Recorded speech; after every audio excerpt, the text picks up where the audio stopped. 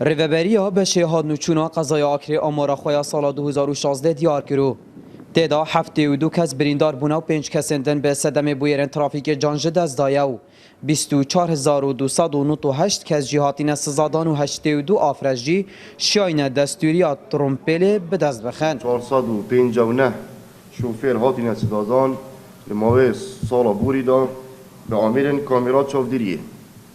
ارواسا 14839 شوفر هاتین سزادان به همین سزاین جورا و جور و 6 ریدان هاتین ریدان سنور قزامه اسنای وان ریدان دا بخوابنی و 72 کس بریندار بوینه و 5 کس از گیانی خوش دست داره.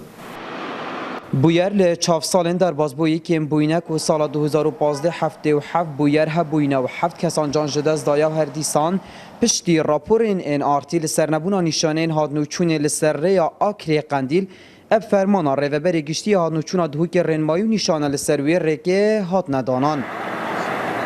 فرمان ریوبر باشه هادنوچون ریوبر باشه ریوبر دهوک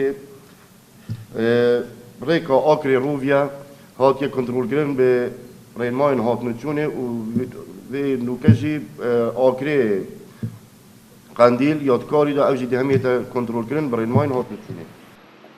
نبونا پشکنینا ترومپلان کو گازنا بشک ج شوفرین آکری بود دهتا پیشبینی کردن در سال 2017 دا بهتا فکرن.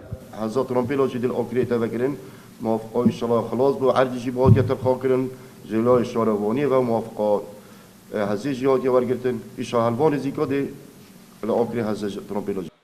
هر دیسان ده آمارا ریوبریا چافدریا بازرگانی لآکری ده هاتیه که زورترین کرسته بسروچویی و هاتیه را دست گیرن و دست بسرداگرتن درمان نوشداری و کرسته انهشک و شل بوینه که کجموان 114,855 کیلوگرم و سرجم سزایانجی میلیون و 55,000 بوینه. 100 طن و 255 کیلوگرم کلوپلن جدای انهشک و شل هاتینا دستر سرکرون و جناف برن 14 طن و 600 کیلوگرم درمان بوینه سرجم وان 114 طن و 855 کیلوگرم بون او گاز هاتیه دابش کرن السر نانپیجی و سامونخانه این بری و اتوماتیک السنور قضا آکریب ناحیه و گندینوی و 2,959,400 لیتر بوینه پسولین سزادانا 16 بوینه کجم وان سزادانای دارایی 808,000 دینار بوینه 31 جه هاتینه دای خستن ج سرتراشخانه، کافتریا، چایخانه،